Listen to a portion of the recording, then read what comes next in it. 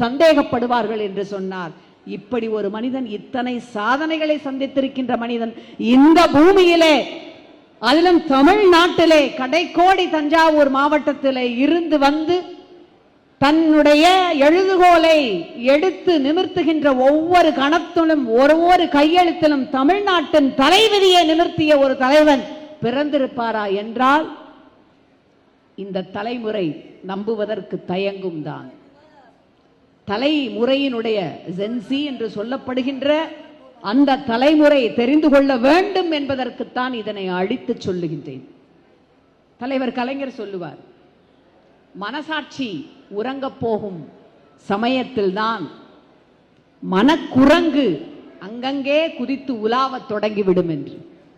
மனசாட்சி உள்ளவர்கள் அத்தனை பேரும் இந்த தேர்தலிலே திமுகவிற்கு வாக்களித்திருக்கிறார்கள். இரண்டாவது வாசகத்தை நான் விரித்து சொல்ல விரும்பவில்லை. மனசாட்சி இருக்கின்ற சமூகம் மறுபடியும் நம்முடைய தலைவர் முத்துவேல் கருணாநிதி ஸ்டாலின் 5 வருடங்களில் ஆற்றிய பணியை நினைவு கொள்ளும், வெற்றிக்கணியை நிச்சயமாக நம்முடைய கைகளிலே தரும். அதற்கான அத்தனை உரத்தையும் அதற்கான அத்தனை திடத்தையும் இந்த 5 ஆண்டு கால திராவிட மாடல் ஆட்சிக்கான ஒவ்வொரு படிக்கட்டையும் கல்வெட்டாக செதுக்கி தந்திருக்கின்றார் தலைவர் கலைஞர்.